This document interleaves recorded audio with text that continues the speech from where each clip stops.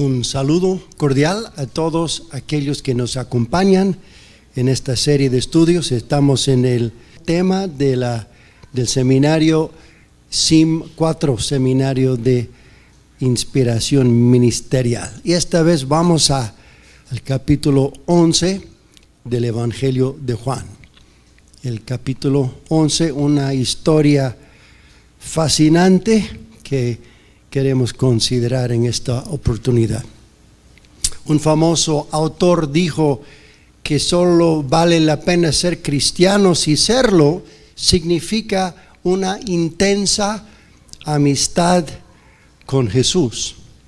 Una intensa amistad con Jesús es tal vez el mayor tesoro, la mayor riqueza que una persona puede tener, de tener una amistad de ese tipo con el Señor Jesús. Pero surge la pregunta, ¿qué significa eso? ¿Y cómo es tener una amistad con Jesús?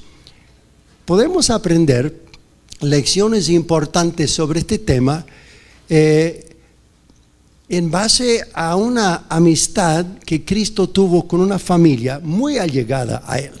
Estas personas eran muy queridas por Jesús, conocían a Cristo de manera especial. Eran dos hermanas y un hermano, María, Marta y Lázaro. Vivían en un pueblo, Betania, cerca a Jerusalén. Y cuando Cristo llegaba a Jerusalén, parece que solía alojarse en la casa de estos hermanos, que quedaba a pocos kilómetros de la capital. Y esta familia había desarrollado una amistad muy estrecha, una amistad especial con Jesús, y él disfrutaba de su compañía en muchas oportunidades. En el capítulo 11 de Juan hay un incidente que nos permite observar de cerca lo que significa tener una amistad con Jesús. Vamos a dar lectura a los primeros versos. Juan 11, verso 1. Estaba entonces enfermo uno llamado Lázaro, de Betania, la aldea de María y de Marta, su hermana. María, cuyo hermano Lázaro estaba enfermo, fue la que ungió al Señor con perfume y le enjugó los pies con sus cabellos. Enviaron pues las hermanas para decir a Jesús: Señor, y aquí el que amas está enfermo. ¿Qué significa conocer a Cristo? Aquí está la primera cosa: hacerle partícipe de todo lo que sucede en tu vida. Hacerle partícipe de todo lo que sucede en tu vida. Aquí de pronto se presentó una crisis en el hogar de María y Marta. Su hermano estaba gravemente enfermo, y observen cómo ellas manejan la situación según el verso 3. Enviaron las hermanas para decir a Jesús: el que amas está enfermo. Y dieron a conocer a su gran amigo la situación, la enfermedad del hermano, sabiendo que él estaría para ayudarles. Estas mujeres nos dan un buen ejemplo. La vida con Cristo significa hacerle partícipe de todo lo que nos pasa. Significa vivir a partir de una conversación interactiva con Él, referir todo a Él. Y creo que de eso hablaba el apóstol Pablo cuando decía: orad sin cesar. No es que vamos a pasar el día entero de rodillas, pero podemos estar en conversación con Él en cualquier momento, y lo que nos sucede, vivirlo con Él, referir a Él todas las situaciones que se nos presentan. David lo expresó en el Salmo 16, 8, cuando dijo: a Jehová he puesto siempre delante de mí. En otras palabras, yo vivo consciente de que Dios está conmigo siempre, y vivo mi vida delante de Él. Y tomó a Dios como el epicentro de su vida, y todo lo relacionaba con Dios. En 1 Pedro 5:7 dice, echando toda vuestra ansiedad sobre Él, porque Él tiene cuidado de vosotros. C.S. Lewis dijo que vivir de verdad la vida cristiana significa que cada acción, sentimiento y experiencia, bueno o malo, debe ser referido a Dios. Es decir, llevar a Él todo pensamiento, cada dificultad, cada situación. Señor, ¿qué hago en este momento? ¿Qué le voy a decir a esta persona? Señor, mi compañero está con dificultades, ayúdale, Señor. ¿O qué quieres que le diga a esta persona? Y podemos convertir nuestra vida en una conversación interactiva con el Señor.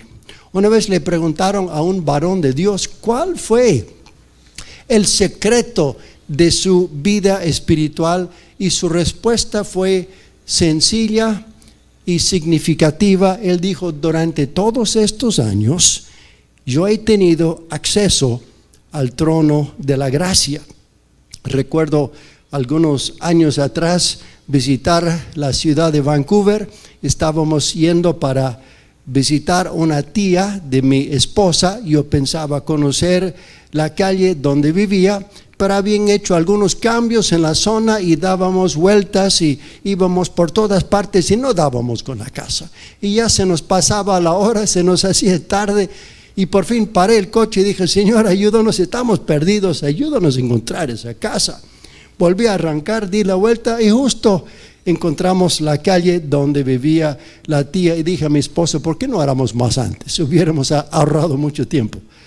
Y la verdad es que la vida cristiana es referir las situaciones diarias al Señor. ¿Qué significa conocer a Cristo?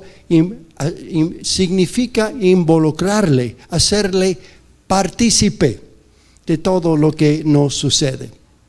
En segundo lugar, significa saber que somos amados por Cristo. Verso 5. Y amaba Jesús a Marta y a su hermana y a Lázaro. Jesús tenía un amor real y profundo para estos tres hermanos y ellos lo sabían. Y fíjense cómo ellas, las dos hermanas, se expresan en el verso 3. Señor, y aquí el que amas está enfermo. Ni siquiera dan su nombre. Se refieren a su hermano Lázaro con una bonita frase, Señor, el que amas. Era notorio y todos lo sabían, Lázaro era muy amado por Jesús.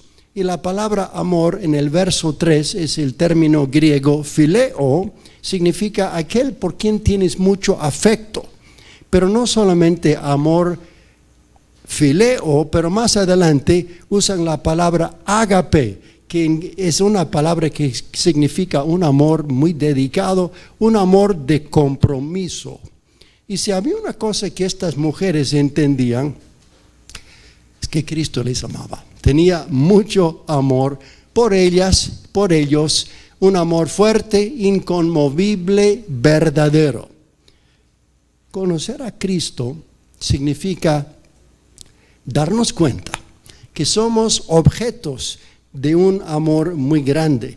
El autor de este libro, Juan, es uno que entendía muy bien el tema. Y en lugar de referirse a sí mismo por nombre, él suele decir el discípulo a quien Jesús amaba. Claro, se describía a sí mismo. ¿Es que Jesús le amaba más a él que a los demás? No, pero creo que Juan era quien mejor entendía el tema, ¿no? Entendía el amor de Cristo y se gozaba en saber que Cristo le amaba a él. Como seguidores de Jesús, necesitamos entender que Cristo de verdad nos ama. No solamente ama al pastor, al evangelista, al misionero, te ama a ti, me ama a mí, y cada seguidor de Jesús es un discípulo a quien Jesús ama. Y la vida cristiana finalmente involucra recibir, disfrutar y responder al amor de Cristo. Dijo un autor, Brennan Manning, el vivir consciente de ser amado es el eje en torno al cual gira la vida cristiana. Ese es el eje. Una vez un famoso teólogo, Carlos Barth, un gran teólogo suizo, estaba dando una conferencia y al final un joven le hizo una pregunta: doctor Barth, usted que tantos años ha estudiado la teología, ¿cuál es el más grande pensamiento que usted ha tenido en todos estos años? Y el famoso doctor respondió con las palabras que cantan los niños en la escuela dominical. Y él dijo: el más grande pensamiento es este: Cristo me ama a mí, pues la Biblia me dice así. Y claro, más grande pensamiento no hay. Qué milagro entender eso. Y conocer a Cristo involucra percatarnos de esa maravillosa verdad. En tercer lugar, ¿qué significa conocer a Cristo? Significa saber que habrá muchas sorpresas en el camino. Y cuando llegó el mensaje de María y Marta, donde estaba Jesús al otro lado del río Jordán, unos 30 kilómetros de distancia, todos esperaban que Jesús dejaría todo para venir a socorrer a Lázaro. Pero fíjense lo que dice el verso 4. Oyéndolo Jesús dijo: esta enfermedad no es para muerte, sino para la gloria de Dios, para que el Hijo de Dios sea glorificado por ella. Ese fue el mensaje que Cristo envió de regreso a Betania, a estas dos hermanas queridas. Esta crisis no va a terminar en muerte, no se preocupen. Tiene un propósito divino y Dios va a ser glorificado en esta situación. Ahora bien, cuando el mensajero regresa a Betania con esta palabra de Cristo, era muy desconcertante porque Lázaro ya había muerto, ya había fallecido, ya lo habían enterrado, ya lo habían llevado al cementerio y wow, esto puso a prueba la fe en Cristo.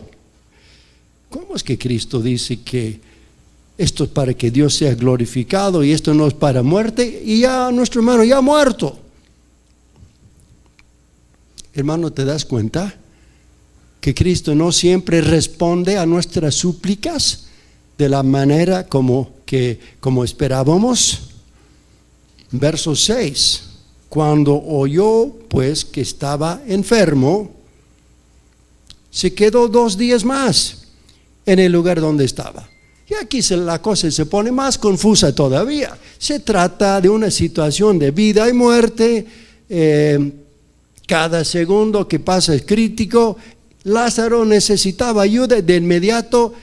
Y lo sorprendente es que Jesús sigue haciendo lo que está haciendo.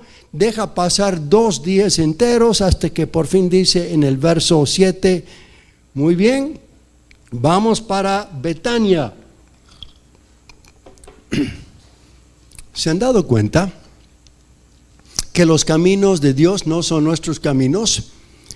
Son más altos, como dice la Biblia, como los cielos sobre la tierra, y todavía no encontramos esa distancia. A veces estamos en el punto A, pensamos llegar o irnos al punto B y pensamos, listo, una línea recta para llegar a ese destino, y Dios dice no, vamos a ir por otra ruta, y nos lleva por 40 años por el desierto para llegar al final al punto B.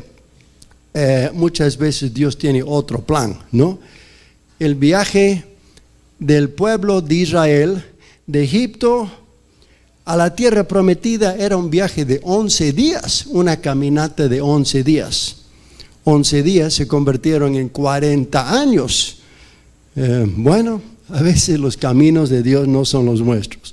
Y aquí María y Marta están esperando un milagro de sanidad, ¿no es cierto? Parece lo más lógico. Lázaro enfermo, Cristo podía sanarle, esperaban una sanidad, pero Jesús tenía en mente un milagro mucho más grande, ¿no? Y básicamente su respuesta fue lo siguiente: hagamos lo siguiente, en lugar de sanarle, le vamos a resucitar. En lugar de llevar a cabo un milagro de sanidad, Cristo pensaba llevar a cabo un milagro de resurrección. El Señor siempre tiene maneras sorprendentes, inesperadas de hacer las cosas. Una vez cuando Jesús llegó a Capernaum, la gente dijo: Señor, ¿cuándo viniste aquí? Porque ellos habían visto al otro lado del lago que Jesús despidió a los discípulos, ellos embarcaron en su barco y Jesús subió al monte a orar y de pronto aparece en Capernaum. ¿Cómo llegaste aquí? Bueno, claro, ellos no se dieron cuenta que caminó sobre el agua a pie, ¿no? Él suele aparecer donde no esperamos encontrarlo. Como el hombre que dice: Señor, por favor, cambia a mi esposa, cámbiale a mi esposa. Y Dios dice: ¿sabes? A tu esposa la vamos a dejar tal como está y vamos a usar a tu esposa para cambiarte a ti. Ah, ya, bueno, no pensábamos en ese plan, ¿no? Muchas veces Dios tiene maneras muy sorprendentes para obrar. Así que caminar con Jesús significa que debes estar preparado, que van a llegar sorpresas en el camino. Número 4, ¿qué significa conocer a Jesús? Significa aferrarnos a su palabra, aun cuando las circunstancias dicen lo contrario. Aferrarnos a su palabra, aun cuando las circunstancias dicen absolutamente lo contrario. Cuando Cristo fue informado de la enfermedad de Lázaro, Él mandó un mensaje a María y Marta. El mensaje está en el verso 4. Esta enfermedad no es para muerte, sino para la gloria de Dios, para que el Hijo de Dios sea glorificado por ella. Esta enfermedad no es para muerte. Y las dos hermanas miran el mensaje, miran el ataúd y dicen: Señor, ¿qué estás diciendo? Esta enfermedad ya ha resultado en muerte. Lázaro está muerto. Todo era muy confuso. Parecía que esta vez el Señor lo había pelado, ¿no? Cristo dice una cosa, las circunstancias dicen otra. ¿Y a cuál de los dos vamos a creer? Bueno, en este momento las circunstancias parecen ser mucho más convincentes, ¿no?, que la palabra que había llegado de Jesús. Porque Lázaro mostraba todo indicio de haber muerto, de verdad, ¿no? Sí, de verdad estaba muerto. Dios tiene muchas ricas y maravillosas promesas en su palabra, pero con frecuencia nos topamos con circunstancias que dicen todo lo contrario. Ni bien leemos: Jehová es mi pastor, nada me faltará, y de pronto se nos acaban los fondos y no sabemos cómo poner pan en la mesa. Ni bien hemos aprendido Filipenses capítulo 4, 19, mi Dios pues suplirá todo lo que os falte conforme a sus riquezas en gloria en Cristo Jesús, y nos despiden del trabajo. ¿Qué sentido tiene eso? Bienvenidos a la vida de fe. George MacDonald dijo: cada día tenemos que hacer frente a circunstancias que militan en contra de la fe en Dios. A diario nos vamos a topar con esas circunstancias. La Biblia dice una cosa, las circunstancias dicen otra, ¿no? A menudo lo que ven nuestros ojos contradice lo que vemos en la Biblia. A veces y a menudo hay una discrepancia entre lo que encontramos en la palabra y lo que encontramos en la realidad que nos rodea. ¿Por qué el Señor demoró cuando su amigo estaba muriendo y cuando su amigo lo necesitaba? ¿Por qué esperó 2 días más sin dar un paso hacia Betania cuando su amigo estaba en su lecho de muerte? Bien, podría preguntar a alguien, bueno, ¿qué tipo de amor es ese? Las apariencias a menudo militan en contra de la fe en Dios. Esto lo vemos en la historia del personaje bíblico Job. Job sufrió una serie de situaciones, ¿verdad? Perdió sus bienes, perdió su familia, perdió su salud, ola tras ola tras ola de tragedia tras tragedia. Era increíble. ¿Dónde estaba Dios? Parece que Dios no se sentía bajo la obligación de explicar a Job lo que estaba pasando. Y tampoco Cristo se siente en la obligación de hacerlo. Pero al final de la historia, Jesús le dice a Marta, ¿no te dije que si crees verás la gloria de Dios? ¿No fue la palabra que yo te mandé, que si crees verás la gloria de Dios? A menudo, tal vez, nos quiere hacer esa pregunta también. Viene la crisis, nuestra fe se descompagina, nos desesperamos. Finalmente vemos el obrar de Dios que obra, nos rescata de una situación difícil. Y tal vez el Señor nos quiere decir, ¿no te dije que si crees verás la gloria de Dios? Número 5. ¿Qué significa conocer a Cristo? Significa interactuar de manera sincera con Él. Interactuar de manera sincera con Él. El verso 17. Vino pues Jesús y halló que hacía ya 4 días que Lázaro estaba en el sepulcro. Betania estaba cerca de Jerusalén como a 15 estadios. Y muchos de los judíos habían venido a María, a Marta y a María para consolarlas por su hermano. Entonces Marta, cuando oyó que Jesús venía, salió a encontrarle, pero María se quedó en casa. Marta estaba atenta a la llegada de Jesús y cuando oyó que estaba llegando, salió tal vez a la entrada del pueblo para recibir a Jesús. Verso 21, y Marta dijo a Jesús, Señor, si hubieses estado aquí, mi hermano no habría muerto. Ahora, cuando leemos estas palabras, parecería que Marta estuviera ahí con las manos puestas en las caderas. Ella siente que Jesús tiene mucho que explicar y parece que ella estuviera diciendo, Señor, ¿dónde estabas tú cuando te necesitábamos? Si hubieses estado aquí en lugar de estar quién sabe dónde, nuestro hermano no hubiera muerto. ¿Por qué no estuviste aquí? Esta mujer como que está llamando la atención al Señor, ¿no? Bueno, no es forma de hablar con el Hijo de Dios, ¿verdad? Pero aquí tenemos una mujer angustiada, una mujer confundida, y es comprensible. Ella no puede entender por qué el Señor les había fallado. ¿Por qué no vino cuando le llamaron?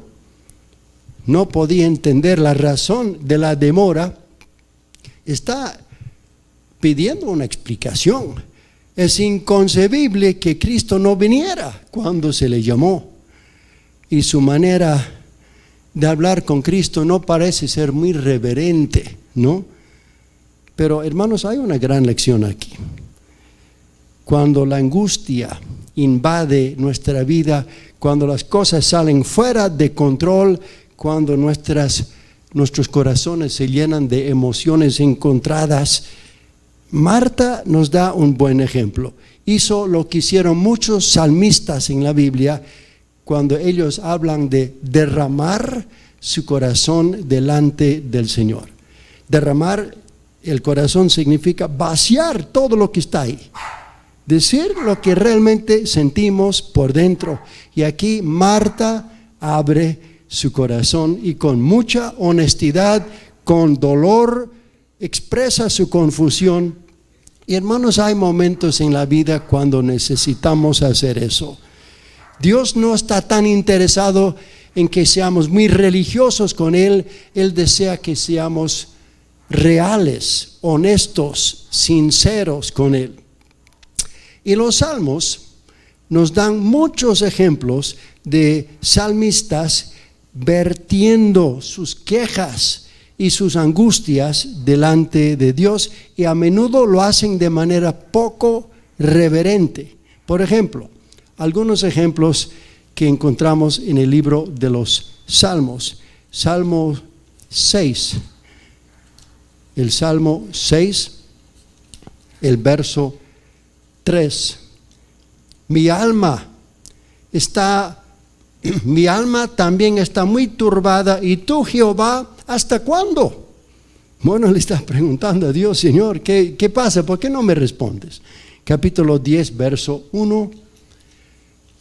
¿Por qué estás lejos, oh Jehová, y te escondes en el tiempo de la tribulación? Yo te necesito y tú te escondes, Señor. Capítulo 13, verso 1. ¿Hasta cuándo? ¿Hasta cuándo, Jehová, me olvidarás para siempre? ¿Hasta cuándo esconderás tu rostro de mí? Y así otros salmistas se expresan de manera similar. Uno más en el capítulo 44, el verso 23. Despierta. ¿Por qué duermes, Señor? Despierta, no te alejes para siempre. ¿Por qué escondes tu rostro y te olvidas de nuestra aflicción y de la opresión nuestra? Bueno, no es manera de hablar con Dios, ¿no? Pero fíjense, está en la Biblia, está en la palabra, la Sagrada Escritura. Y los salmos son modelos, ejemplos de oraciones de hombres y mujeres de Dios del pasado. Y creo que nos hacen entender que está muy bien derramar el corazón delante del Señor.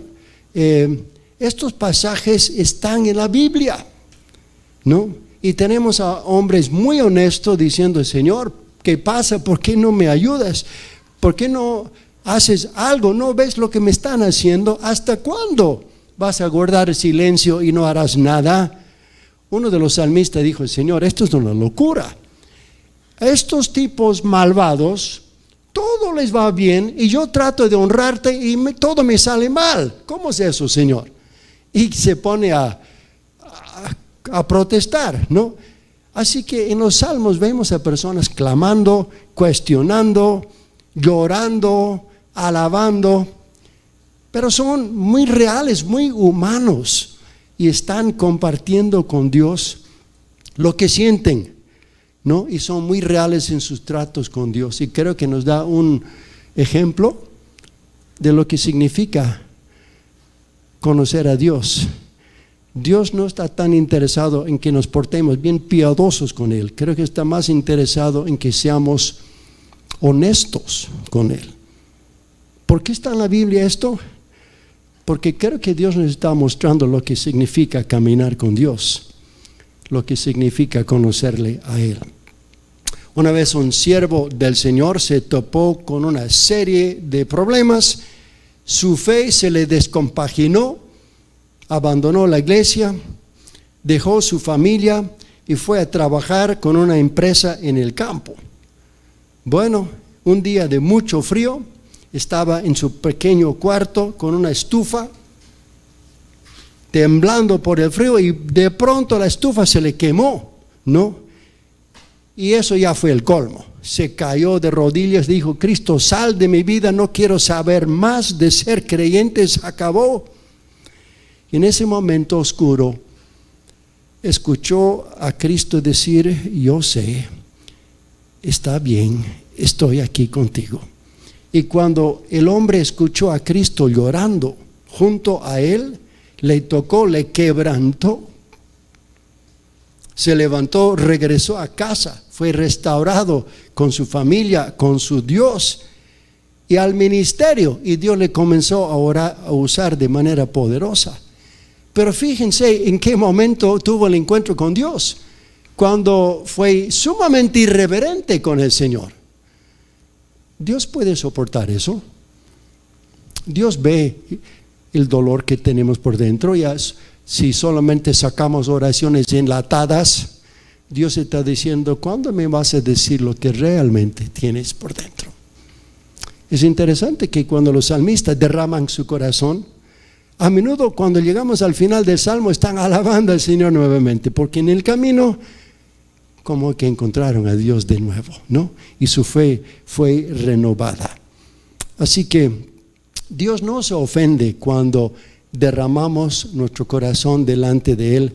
Tal vez lo que menos le agrada son oraciones trilladas, que no expresan de verdad lo que tenemos por dentro.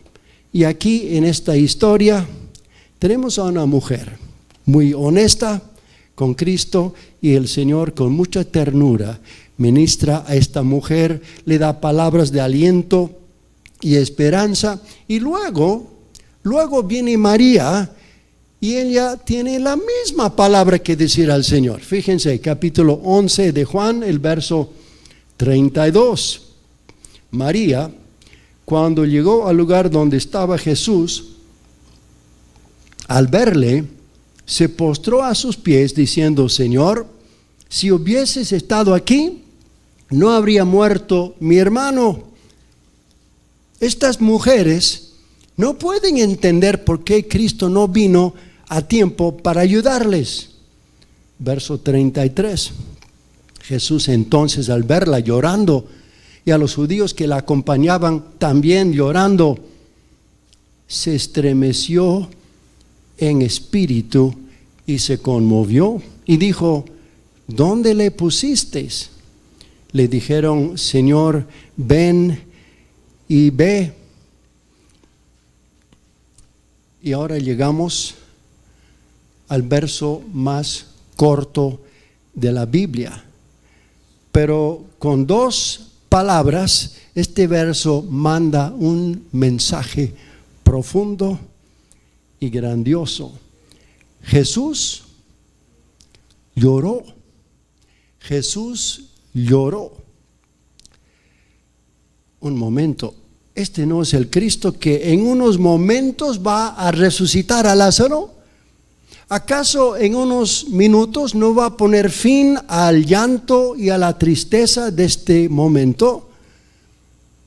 Jesús llora ante la tumba de su amigo. Ahora, este es el Hijo de Dios. Es quien revela el corazón del Padre. Él es soberano. Él sabe lo que está por hacer y Él llora. Hermanos, aquí vemos el corazón de Dios.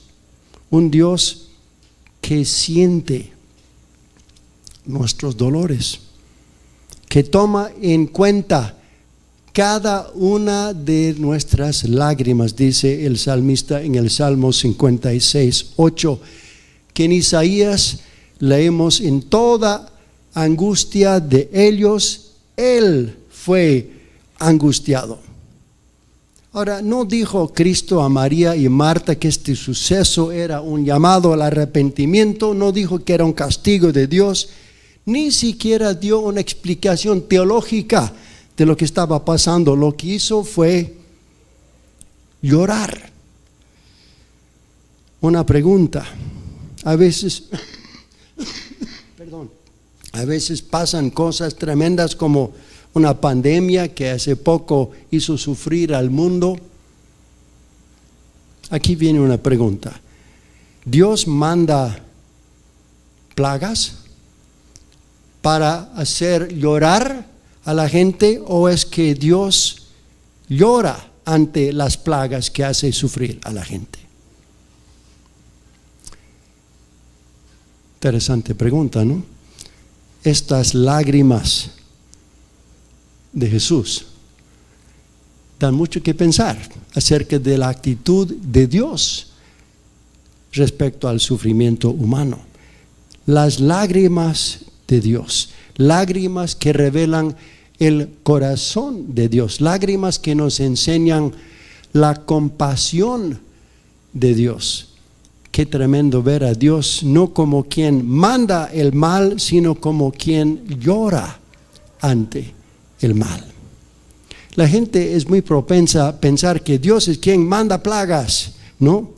Tal vez hace falta ver a Dios llorar ante el sufrimiento humano.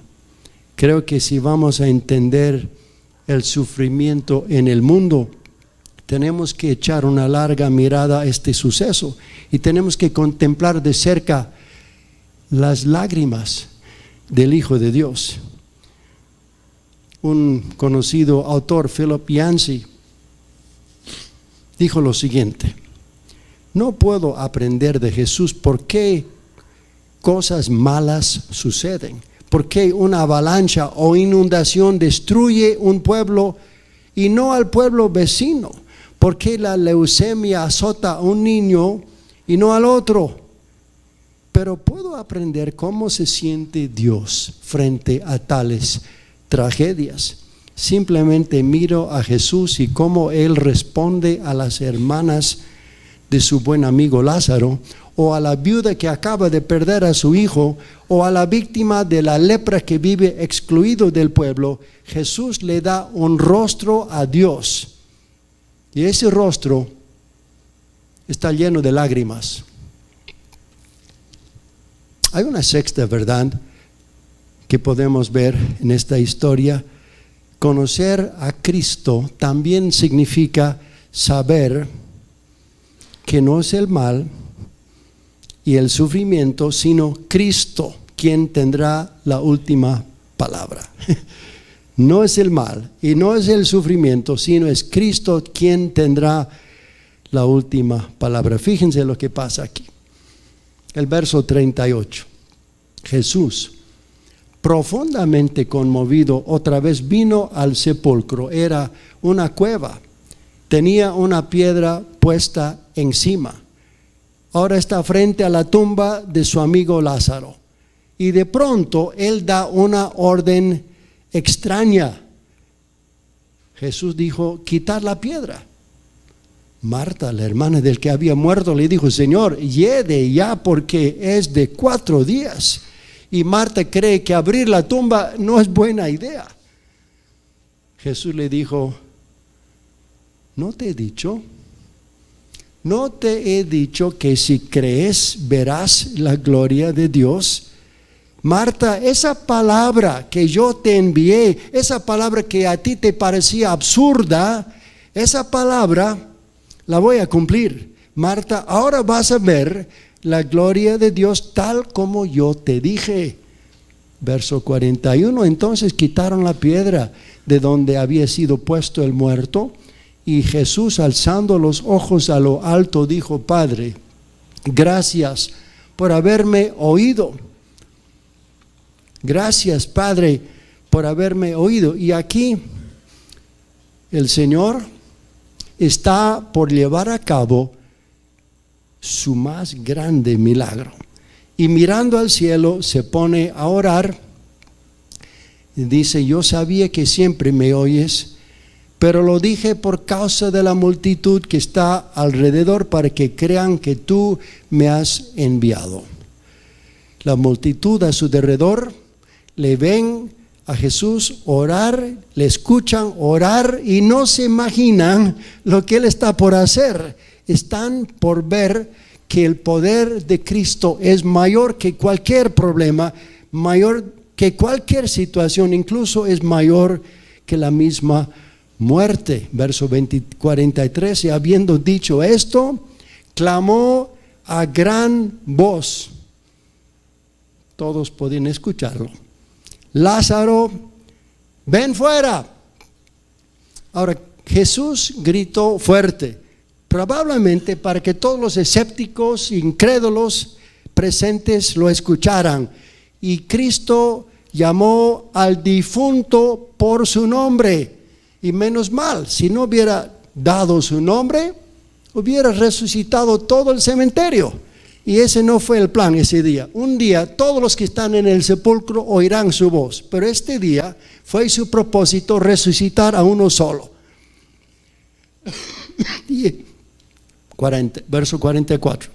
Y el que había muerto salió, atadas las manos y los pies con vendas y el rostro envuelto en un sudario.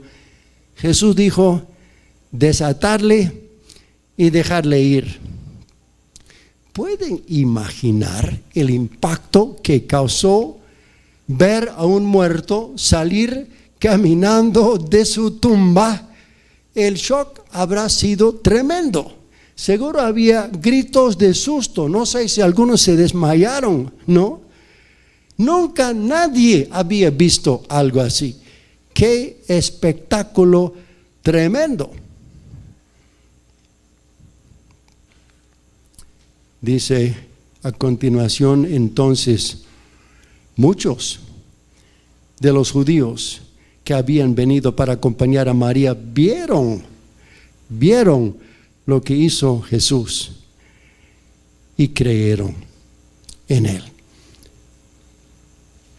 Hermanos, seguimos a un Cristo digno de nuestra confianza. Aun cuando su palabra parece contradecir todo lo que ven nuestros ojos, seguimos a un Cristo digno de nuestra confianza. Un Cristo en cuyas promesas podemos confiar ciegamente. Un Cristo que es capaz de transformar situaciones imposibles. Y si tienen dudas al respecto, pregúntenle a María y Marta. Pregúntenle a Lázaro, ¿no? Bueno, en muchas oportunidades viene la prueba y nuestra fe flaquea, nuestra fe tambalea, y luego descubrimos que el Señor tenía todo bajo control, y tal vez una y otra vez nos tiene que decir: ¿no te dije que si crees verás la gloria de Dios? ¿No crees que yo puedo obrar en una situación tan difícil como la que tú estás atravesando? Vamos a terminar mirando un pasaje en el libro de Hebreos, capítulo 11. Casi al final de Hebreos, el gran capítulo de la fe, ¿no? El gran capítulo de la fe, donde se menciona los héroes, los campeones de la fe, hombres y mujeres de fe que vieron el poder de Dios, vieron al Señor obrar de manera espectacular. Verso 32. ¿Qué más digo? Porque el tiempo me faltaría contando de Gedeón, de Barak, de Sansón, de Jefté, de David, así como de Samuel y de los profetas. Me falta tiempo contarles, y como típico predicador igual procede para contarles, ¿no? Como siempre hacemos. Verso 33, que por fe conquistaron reinos, hicieron justicia, alcanzaron promesas, taparon boca de leones, apagaron fuegos impetuosos, evitaron filo de espada, sacaron fuerzas de debilidad, se hicieron fuertes en batallas, pusieron en fuga ejércitos extranjeros. Las mujeres recibieron sus muertos. Bueno, ahí está María y Marta, ¿no? Las mujeres recibieron sus muertos mediante resurrección. ¡Wow! ¡Qué tremendo!, ¿verdad? Esto da ganas de vivir por fe, ¿no es cierto? Verso 35. Las mujeres, bueno, la segunda parte, más otros fueron atormentados. Un ratito, parece que leí mal. Más otros fueron atormentados. Así dice en la Biblia de ustedes. Más otros fueron atormentados. no aceptando el rescate a fin de obtener mejor resurrección. Otros experimentaron vituperios y azotes, y además de esto, prisiones y cárceles. ¿Esta es la misma clase de fe que se menciona en los versos anteriores? Me temo que sí. Bueno, esto no suena nada atractivo, pero fíjense, hermanos, la fe que ayudó a algunos a escapar la muerte fue la misma fe que a otros les ayudó a sufrir la muerte. La fe que ayudó a algunos a ver la liberación fue la misma fe que ayudó a otros a sufrir vituperios, azotes y prisión. Todos tenían fe, pero no todos fueron librados milagrosamente. Hermanos, la fe no siempre quita los obstáculos del camino. A veces nos da la fortaleza de superar esos obstáculos, y Dios se deleita cuando creemos en Él, aun cuando no llega el gran milagro o la gran victoria. Tal vez el problema para muchos no es que les falta fe para ser sanados, tal vez les falta fe para permanecer enfermos, si así es la voluntad de Dios. No siempre el milagro llega como uno esperaba, y creo que requiere una fe más robusta, soportar la prueba, que ser librado de ella. De cualquier manera, Dios se deleita en aquellos que se paran frente a circunstancias difíciles y afirman su fe en Dios, como aquellos 3 amigos de Daniel que no querían postrarse ante la imagen del rey Nabucodonosor, y cuando se les amenazó ser tirados al horno de fuego, ellos dijeron: nuestro Dios nos puede librar del horno de fuego, y si no, tampoco nos vamos a inclinar. De cualquier forma, vamos a permanecer fiel a Dios. Qué tremenda fe de estos amigos. Y claro, cayeron en el horno y Dios los preservó del fuego, ¿no? Un padre y su hijita regresaban a casa del cementerio, donde habían dejado los restos de una mamá y de una esposa en una tumba fría. Nunca la casa se había sentido tan fría. Esa noche la niña quería dormir junto a su papá, y en la oscuridad de la noche, de pronto el papá le escuchó decir: papá, ¿tu rostro está hacia mí? El padre volcó su rostro hacia su hijita, la abrazó y dijo: sí, mi rostro está hacia ti. Y la niña dijo: está oscuro, está tan oscuro, nunca lo he visto tan oscuro. Y luego de un rato la pequeña se durmió. El papá se levantó, se arrodilló al lado de su cama y dijo: Dios, está oscuro, está tan oscuro, nunca lo he visto tan oscuro. ¿Tu rostro está hacia mí? Y Dios dijo: sí, mi rostro está hacia ti. ¿Y cómo sabemos que su rostro está hacia nosotros? Tenemos una sola respuesta: es la cruz del Calvario. Un Cristo que muere por nosotros, agonizando y sangrando, quita toda duda respecto al amor de Dios. Y no podemos entender todo lo que nos pasa en la vida, pero ya sabemos cómo es Dios. Ya hemos visto su corazón. Dios nos ha dado la prueba final, definitiva de su amor. Mas Dios muestra su amor para con nosotros en que, siendo aún pecadores, Cristo murió por nosotros. Hay muchas cosas que no entendemos y no sabemos, pero sí sabemos algo: Dios nos ama y nos dio la prueba final de su amor. Había una pareja de misioneros, David y Svea Flut, que eran suecos, que fueron al África al inicio del siglo XX. Dejando a sus colegas en la costa, ellos fueron al interior para llevar el evangelio a una comunidad. Resulta que el jefe no quería tenerles en la comunidad y tuvieron que vivir en una colina cerca sin tener mucho contacto con los de la aldea. Solo pudieron tener contacto con un muchacho que iba a venderles verduras. La hermana le habló de Cristo, le ganó para Cristo, se convirtió en creyente, el único convertido, el muchacho. Ella estaba esperando familia, dio a luz a una hija y 2 semanas después falleció la hermana. Esa fue la gota final. El hombre agarró la nena, regresó a la costa, dijo a sus colegas: ya no puedo cuidar esta nena, ténganlo ustedes, yo me voy a mi país. Regresó a Suecia y dio las espaldas a Dios. No quería saber más de Dios. La niña fue llevada a los Estados Unidos, creció, fue al seminario bíblico, se casó, estaba sirviendo a Dios.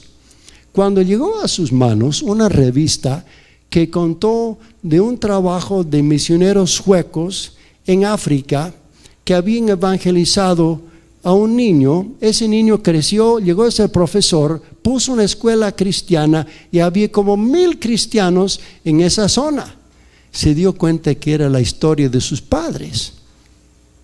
Lo que parecía ser un fracaso, Dios había multiplicado la semilla de la palabra y ahora había como 1,000 cristianos. Era sorprendente. Dios le dio la oportunidad de viajar a Suecia y fue a buscar a su padre. Su casa llena de botellas de alcohol, prohibido decir el nombre de Dios en la casa. Él se sentó con su padre para decir: papá, lo que tú hiciste en África no fue un fracaso. Ese niño que conoció a Cristo, Dios lo usó y ahora hay más de 1,000 cristianos en esa zona. El hombre casi cayó al piso. No pudo creer que lo que él pensaba que era un fracaso, Dios había usado de manera grande. Y antes que acabara el día, se reconcilió con el Señor. Algunos años después, esta hermana fue a un congreso misionero en Londres. Había reportes de obra misionera en distintos países, y había un hombre negro del África que contó que en su zona había como 100,000 cristianos, era un líder cristiano en ese sector. Y luego de su conferencia, la hermana se acercó y descubrió que este hombre era el mismo profesor que cuando era niño su madre había ganado para Cristo, y ahora ya no eran 1,000, ya eran más de 100,000 cristianos. Y ella incluso tuvo la oportunidad de visitar a África. Su madre, la tumba de ella fue famosa porque fue ella la que plantó la primera semilla y Dios se encargó de multiplicarla. Dios es capaz de convertir situaciones imposibles, ¿verdad? No es el mal y no es el sufrimiento que tiene la última palabra. Quien escribe el capítulo final es Cristo, y Él es capaz de sacar el bien del mal, sacar bendición hasta de la maldición. Solo vale la pena ser cristiano si serlo significa una intensa amistad con Jesús. ¿Qué significa conocer a Jesús? Hemos visto varios puntos.